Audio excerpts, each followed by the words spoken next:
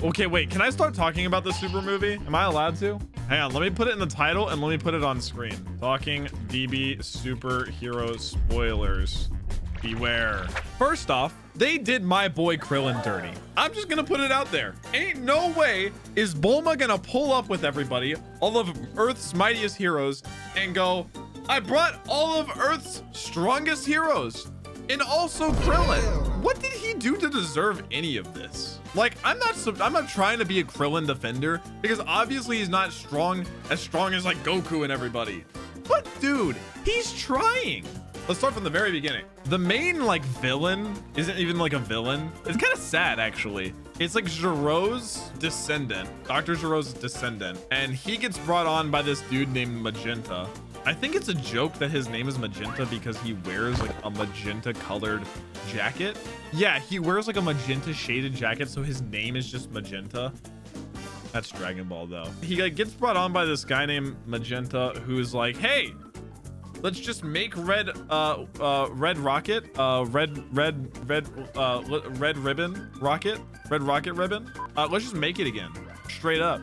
And he sort of like gaslights this 24-year-old that looks like a child into being like, hey, Bulma, you know, Bulma of Capsule Corp, yeah, she's evil. I just like the shot of like it like shows Bulma like giant and evil and like looking down upon everybody. Anyways, at first I thought this, like, I keep calling him my kid because he's kind of small. I thought he would be like one of my least favorite parts about the movie when I saw him, because it was such a stereotypical like ego inflated scientist genius villain. But honestly, he ended up being like one of the better, I think, one of my favorite characters out of the movie. Yeah, his thing for Oreos, dude. There was just a running gag throughout the entire movie that he just was like hard addicted to Oreos. Like there's like one scene where he's like sitting there like listening, and he like reaches over to his plate to grab more, and he's out. He's like, oh, and he like starts freaking out, and like a robot comes in with like more Oreos and sets them down. He's like, ah, and like he just continues eating them, and they never say anything about it. I just got here. Have you mentioned anything about Pan? Some people found her annoying. What?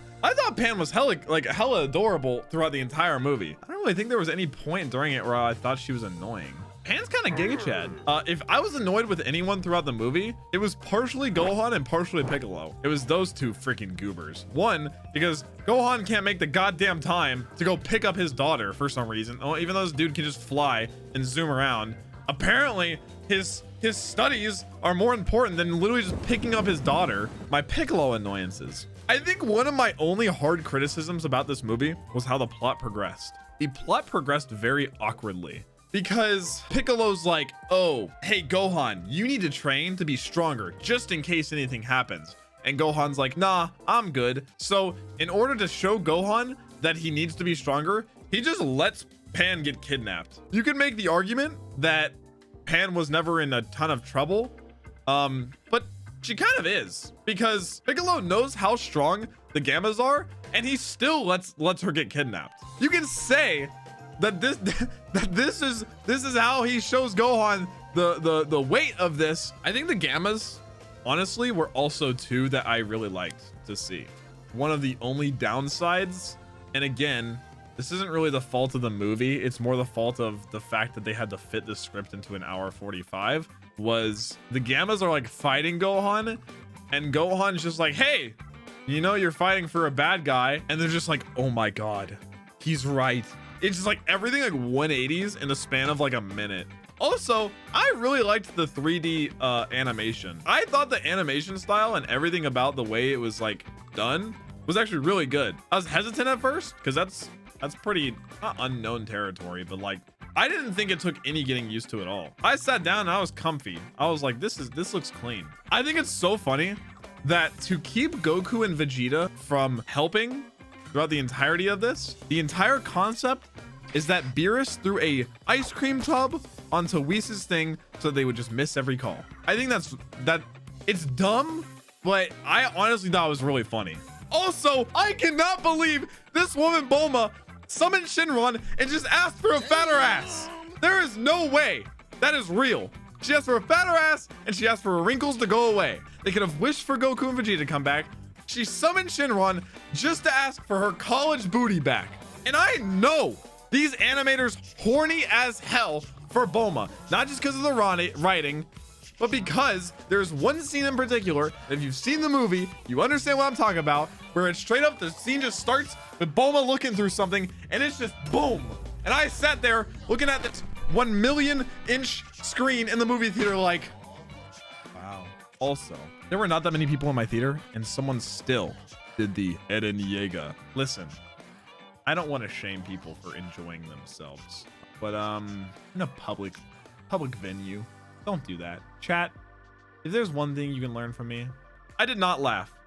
I looked over like a goddamn Karen, if I'm being honest. I looked over like, is this guy serious? Like, really? Are you serious?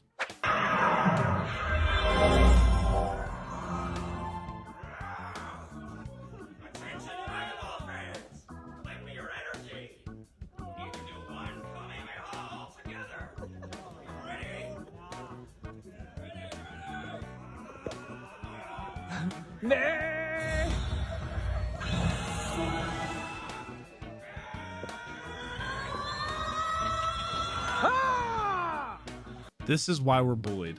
This is why anime fans deserve nothing. Also, I still genuinely cannot believe that they called the movie superhero because Toriyama forgot the name of the show. Probably my favorite part of the movie, the entire movie, my favorite part was everybody freaking out about Gohan's new form. Dude, my favorite part was Piccolo's transformation and when Piccolo got his form, because that man like fell to the bottom of a gigantic pit and just like the light like beaming up and then him just slowly rising was infinitely cooler than Gohan's. I'm sorry, everybody's freaking out about Gohan's, and Gohan's is cool, but that was infinitely cooler. The soundtrack was cooler, the way he slowly rose was cooler, everything about it was cooler.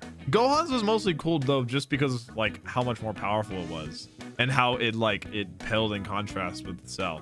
I liked the whole Cell Max thing. I thought that was really cool. As soon as they talked about it, as soon as they were talking about their plan, they're like, oh yeah, we're trying to bring Cell back. I was like, please dude, please tell me it happens. Please tell me it actually happens, because I want to see that, dude. Cell's sick. So I'm glad it did pan out. And it made sense. No, it wasn't garbage. I don't think Cell Max was garbage. But the thing was, you have to remember, Cell Max wasn't done. They were still working on him. They only let it loose because everything was like going to hell in a handbasket. So they were like, all right, what's his name? Magenta was just like, I'm just gonna release him. He wasn't done. So it was like an incomplete Cell Max.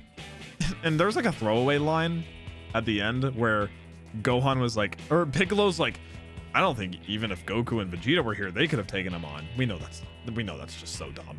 We know that's just not correct. Perfect Cell was so charismatic they made him a mindless monster, and I think that's cool though. Does like the character foil, does that make sense? Like how pristine and perfect Cell was, that they turned him into this like Frankenstein type. I thought that was so cool. Although, and I hate when anime movies do this, or just anime in general, or just shows in general, when they have to say something like really obvious. Like I didn't know that Piccolo can grow gigantic. Apparently that happens in like OG Dragon Ball where he can grow gigantic. I didn't know he could do that. But he's trying to hold off Cell Max and Gohan turns to him and he goes, Piccolo, grow big. Remember, you can do that. And Piccolo like flashes back to, he goes, oh yeah, I forgot I can do that. That just takes me out so hard. You know he didn't forget he can just grow gigantic. You don't just forget that. It's not a thing that you just forget. It's just like random lines like that really take you out though. Maybe that was like a translation thing though too, because I watched it dubbed. What did you think of the Beerus and Chilai stuff? Was Chilai is Chilai a character in Super? It was kind of random. Did they just want to set up a relationship? I'm first off, also, I'm really glad that I watched Battle of Gods. I'm really glad I watched that before I saw this, because I knew who Beerus was. And when Beerus came on screen, I got so excited because I like him a lot. Also, actually, dude, honestly, everybody's freaking out about Gohan's form. Piccolo power up was cooler. And also Gamma 2's like sacrifice where he like flew up to like orbit and just like plummeted down into Cell Max. That was infinitely cooler. Infinitely. Like the soundtrack building and he's just like shooting down to earth in a beam. Infinitely cooler. I didn't cry. I didn't even shed a tear, but I actually kind of got choked up when Gamma 2 died. So yeah, ending was super Pog U, wrapped up really well, wrapped up very quickly. genuinely, I didn't have that many criticisms or complaints about it. So all in all, probably I gave it a 7.9 on Analyst. I would say probably like the more I talk about it, the more I realize I didn't hate or dislike that much about it. I give it like an 8.2, 8.3. Final score. So yeah, that's my review of Dragon Ball Super Superhero.